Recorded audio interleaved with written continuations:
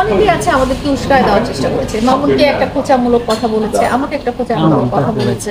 তো সেটাতে আমি একটা রেগে যে একটা কথা বলেছি, মামুন একটা রেগে যে কথা বলেছে, এভাবে জিনিসটা আস্তে আস্তে আস্তে অনেক খারাপ হয়ে চলে গেছে। মামুন বললো না যে আমি তো লায়লার কাছে যাইনি, লায়লাকে আমার কাছে নিয়ে আসে, এই যে প্রিন্স কাট সেলুন।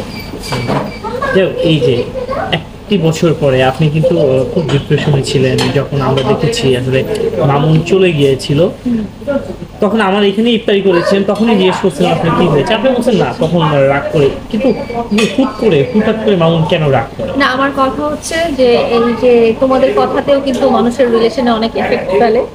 একটা মানুষের মন কিন্তু মানুষের কথাতেও অনেক উল্টাপাল্টা হয়ে যায়।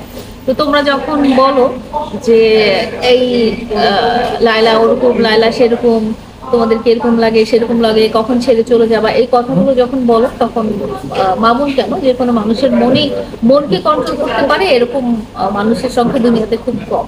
তো যখন কাউকে আমরা কিছু বলবো বা কারো সম্পর্কে কিছু বলবো বা কারো সম্পর্ক নিয়ে যখন কথা বলবো, তখন আমাদের আসলে খুব কনসিডারেট হওয়া উচিত, চিন্তা ভাবনা করা। কারণ সম্পর্ক হচ্ছে খুব সেন্সিটিভ একটা ব্যাপার। এটাতে যেরকম ফেথ থাকে, ট্রাস্ট থাকে, তেমনি আবার মানুষের মন তো উল্টাপাল্টা হয়েও যেতে পারে।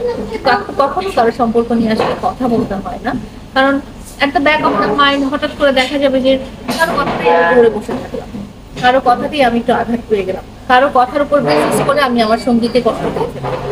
এই জন্য আমি যেটা সাজেস্ট করবো যে আসলে সম্পর্ক নিয়ে কখনো কথা বলা উচিত। আর সেটা মানে কোন টাইপের কথাই আসলে আপনাদের সম্পর্কে বেশি লাগে? কোন টাইপের কথাটা অনেক ভালো বুঝেছে। আর এবার ওয়েদারটা খুব ভালো ছিল, আমাদের গাছে আম ধরেছে, আর খুব গরমও ছিল না, খুব ঠান্ডাও ছিল না, ফিলিংস খুব ভালো ছিল। আমি ঈদের বেশ কিছু নাটক দেখেছি নিলয় আলমগীরের, ভালো লেগেছে। যাই হোক, মামুনের কাছে আম কয়টা ধরেছে?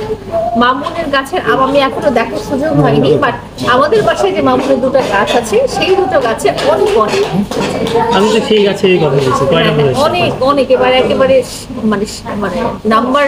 মামুনের দুইটা গাছ? মামুনের দুটো গাছ, দুটো আম গাছ, 12 মাস আম। আচ্ছা, সেটা হচ্ছে কি আসলে এই যে মিট হওয়ার পরে এক বছর, প্রায় এক বছর শেষে আবারও আপনার কাছে মামুন চলে এসেছে, না এবার আমি চলে গেছি ওর কাছে।